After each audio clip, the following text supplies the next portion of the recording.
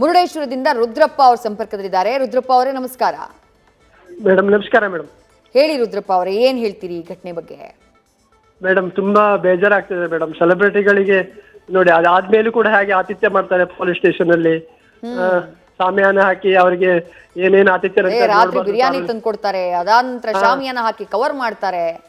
ಹೌದು ಮೇಡಮ್. ಮತ್ತೆ ಗೃಹ ಸಚಿವರು ಏನ್ ಕೇಳಿದ್ರೆ ಗೊತ್ತಿಲ್ಲ ಅಂತಾರೆ ಸರ್. ಇದು ಏನು ಮೇಡಮ್? ನಮ್ಗೆ ಏನು ಗೊತ್ತಿಲ್ಲ ಅಂತಾರೆ. ಏನು ಸರ್ ಗೌರ್ಮೆಂಟ್ ಹಿಂಗ್ ಮಾಡಿ, ಪೊಲೀಸ್ನವರು ಅಧಿಕಾರಿಗಳು ಹಿಂಗ್ ಮಾಡಿದ್ರೆ ಸೆಲೆಬ್ರಿಟಿಗಳಿಗೆ ಒಂದು, ಜನಸಾಮಾನ್ಯರಿಗೆ ಒಂದು ಕಾನೂನು?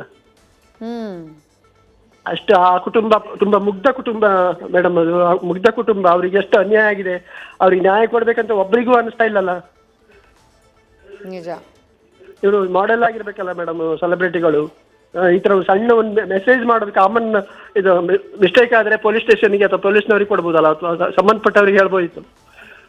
ಕಾನೂನು ಕೈಗೆತ್ತಿಕೊಂಡಿದ್ದಾರೆ. ತುಂಬಾ ಬೇಜಾರ ಮೇಡಮ್. ಇದು ಮತ್ತೆ ಮರುಕಳಿಸಬಾರ್ದು. ಇವರಿಗೆ ಪನಿಷ್ಮೆಂಟ್ ಕೊಡ್ಲೇಬೇಕು.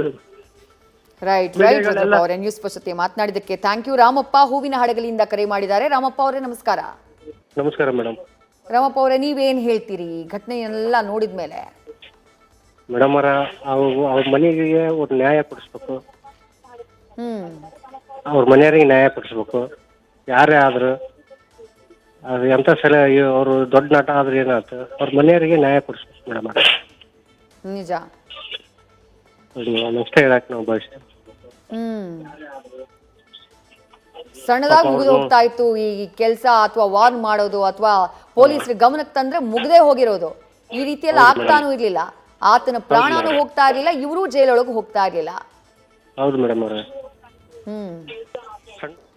ರೈಟ್, ಥ್ಯಾಂಕ್ ಯು ರಾಮಪ್ಪ ಅವರೇ, ನ್ಯೂಸ್ ಫಸ್ಟ್ ಜೊತೆ ಮಾತನಾಡಿದ್ದಕ್ಕೆ. ನ್ಯೂಸ್ ಫಸ್ಟ್ ನಿರ್ಭೀತಿಯಿಂದ ನಿಮ್ಮ ಪರವಾಗಿ.